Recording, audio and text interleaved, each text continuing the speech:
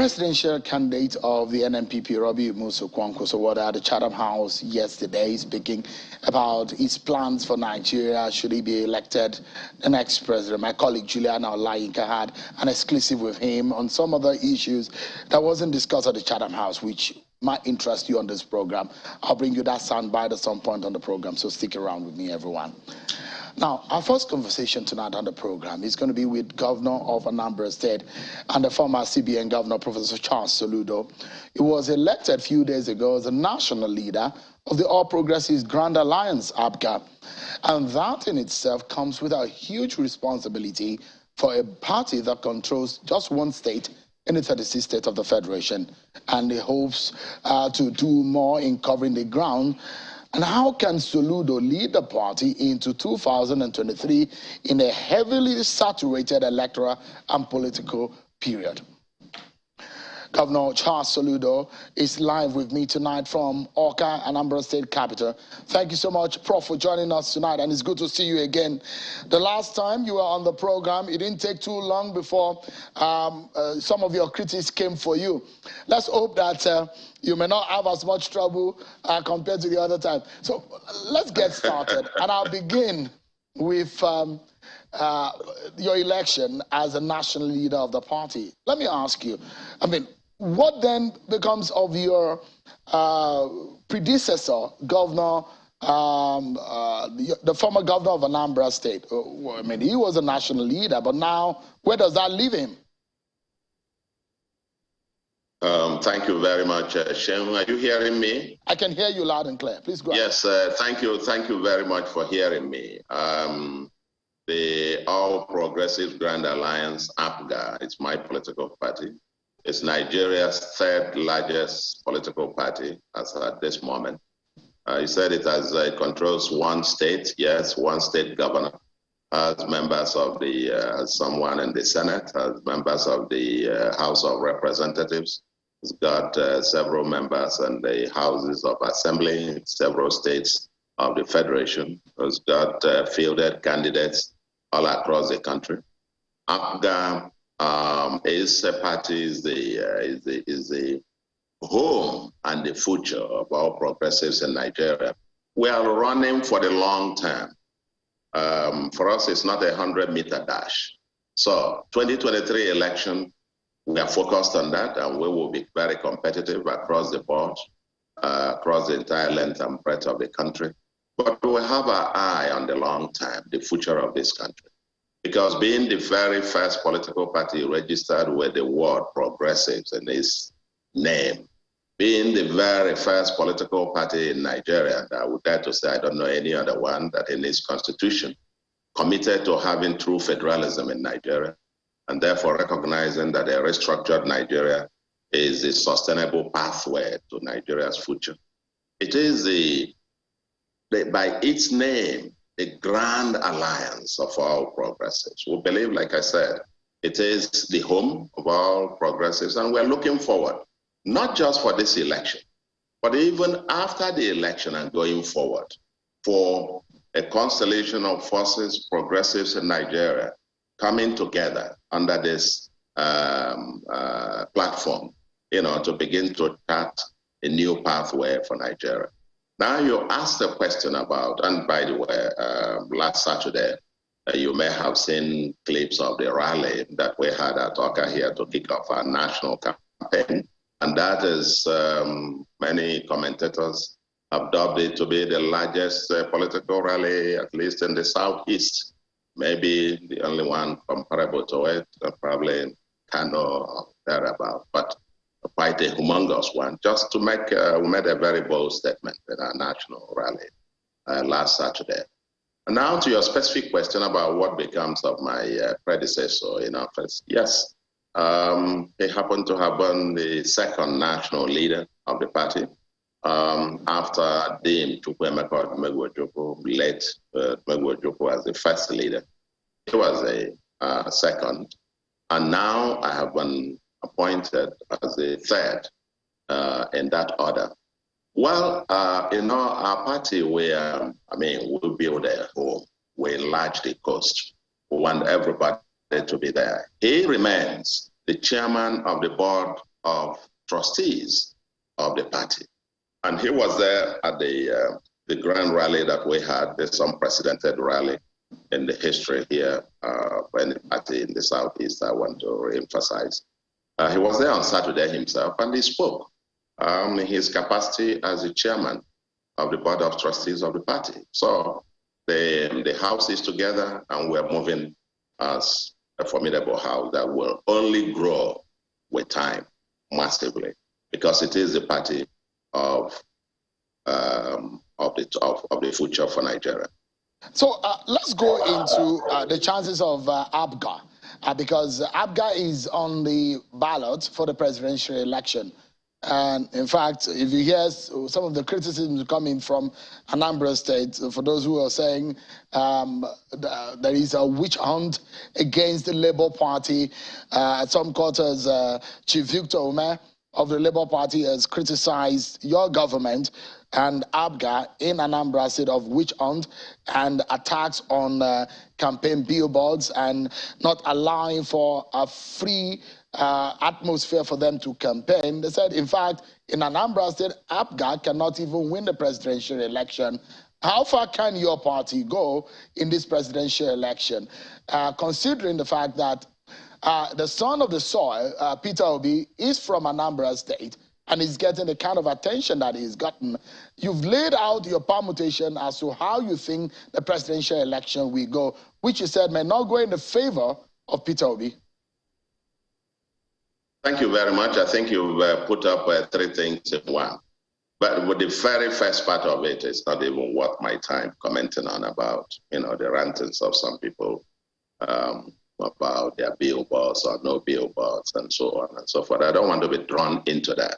I think that has been exhaustively dealt with by the government and by the Anambra State signage agency and so on that regulates this. The question the point that was repeating is that the advertisers of Nigeria, the signage agencies, have actually dubbed Anambra and commended me for being the most tolerant government with regards to electoral, free and fair electoral practice.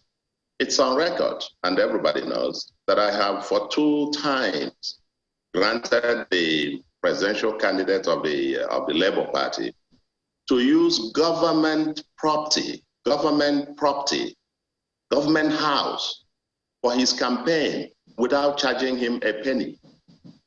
Nobody has done that. He didn't do that when he was governor. He didn't even allow Labour Party, where he is now, to freely campaign in Anambra. He denied them even the venue that they paid for. But I have allowed him to use government house twice free of charge. They were at Onitsha the other day and had their campaigns. They have their billboards all over the place. But the point is, when you fail to play by the rule, you put up billboards and you don't pay the relevant things, of course, the signage agency will come after you. Even yesterday or so, I had a complaint. They pulled down even the board of one APGA candidate for a federal house. They pulled it as he hadn't paid his own, and they pulled it down. This is a state for rule of law. And for anybody else conjuring anything, you might have to ask the question. Even when they say their billboard is pulled down, you go all over the state, the billboards are lining up everywhere where they have met the terms and conditions for that. They want some kind of entitlement thing. We can't continue to give them everything for free. When every other candidate, nobody from PDP is not complaining, APC is not complaining, other parties are not complaining. Nobody else. Why only them? When we have granted them free, the presidential candidate free, twice, not once, twice. So indeed, the second time he had it, I had to cancel a pre-scheduled event meeting that I was supposed to have at that same venue, government premise. I had to relocate them to come, and I used canopies to have that meeting at the governor's lodge so that he could have the whole space to himself. That's how tolerant we are. That's who we are. And that's what APGA is all about. I might have a whole lot of faults, but being petty is not one of them. So I don't want to get into those kind of So, I mean, let's go. I was asking about the chances of APGA, but the question here is that you made a very, very, very long analysis and permutation about the 2023 election. That was when the election was still some 70 or 80 days away, but it's 36 days away now. Have you changed your mind, or your position still remains? Sure. Let's be clear. APGA is contesting this election, and APGA has got presidential candidate. You started your program by introducing me as the new national leader of APGA. I have a responsibility to campaign for my party all the way from head to bottom. And so we are contesting very seriously about the permutations, the chances, and so on and so forth of each candidate. I think the electorate will decide that in the coming days. I think barely 5 weeks to go. But we are on the ballot, and as a political party that believes fervently in, we are social democrats, we're progressives, and we believe that our own manifesto presents Nigeria with the best alternative for its future. We will go out there and campaign vigorously about that. The outcome, like I said, will be, the test of the pudding will be in the eating.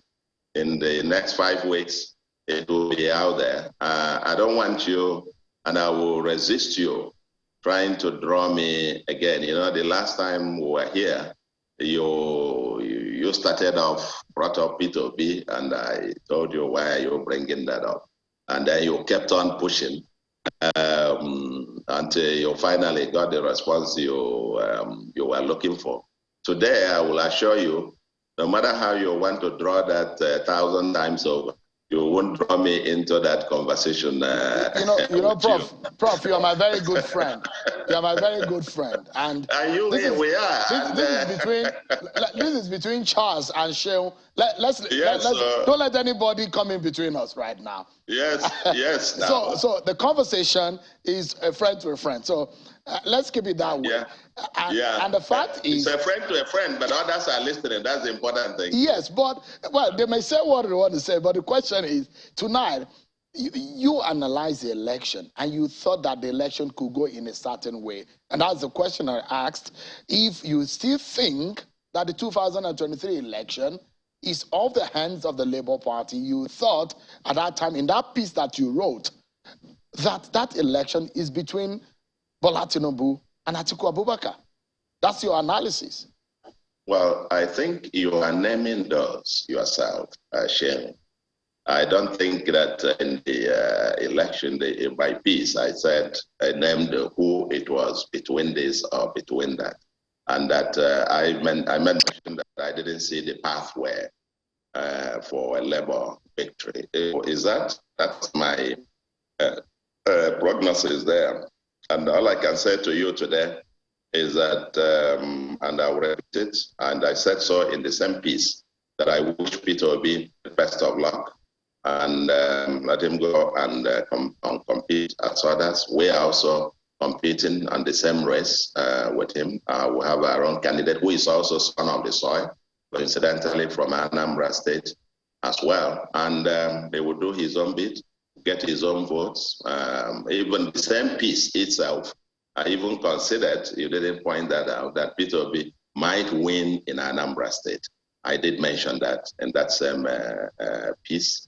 About winning the overall election itself, quite frankly, my prognosis of the entire election itself as to what was and what it is and so on and so forth, by that piece, if you just want one sentence to summarize it so you can go to the next, we can get on to other things, is that piece, as I wrote, I didn't just write it for today, I wrote it for history.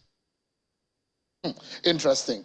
So one of the things that came out from those who deduced one or two things, and I was following the comments here and there for those who made some rebuttals to what you wrote. The underlining major comment that people have made, which I took out, is that The claim that you have a presidential ambition, now that you are able to speak publicly after that time again, is it true that you have that kind of, and it's not illegal for you to do so, and so it's by rights, you're a citizen of the country, and you have worked hard enough to get yourself the kind of profile that you have today. So there's nothing wrong about it, but is it true that you have such an ambition in the future?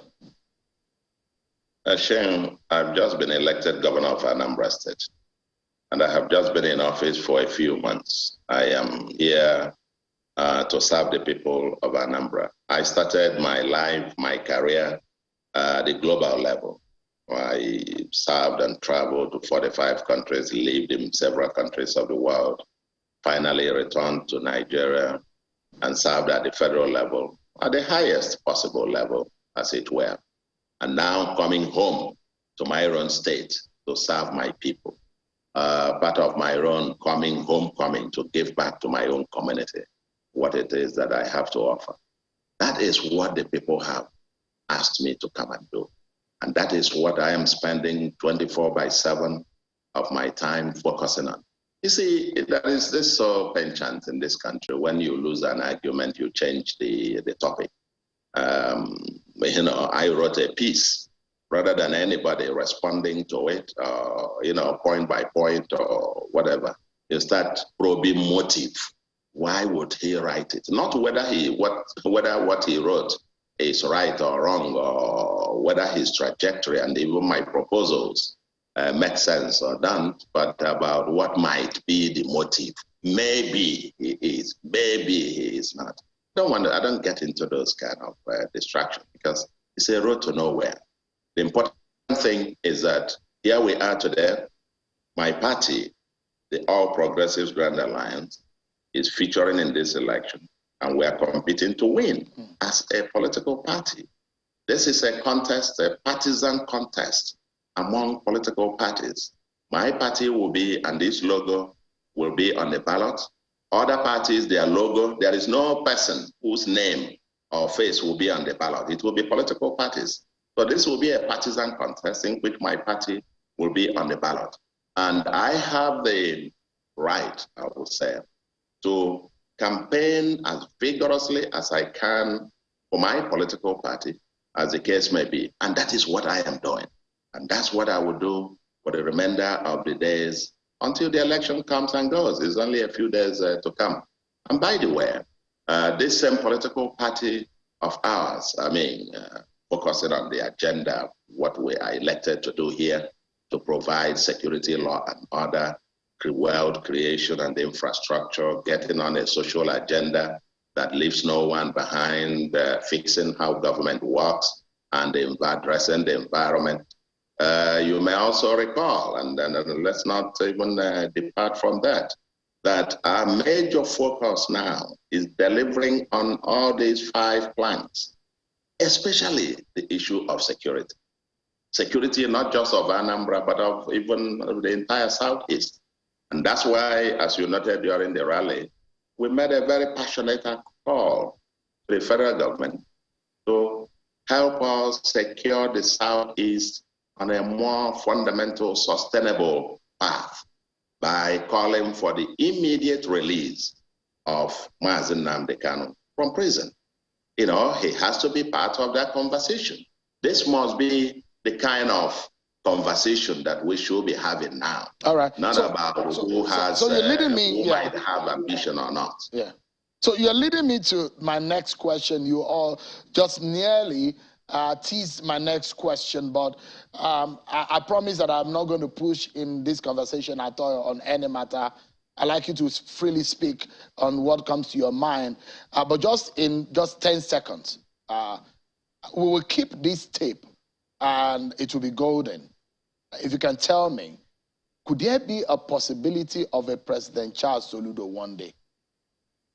Could that ever be a possibility? Shane, could there be? This is the second time being governor. No. You asked the question, now listen. Just now maybe President Charles Soludo. Wait, you get an answer. The possibility of that is in the hand of God. The possibility, we don't even know who will be alive tomorrow. We don't even know who is going to be anything.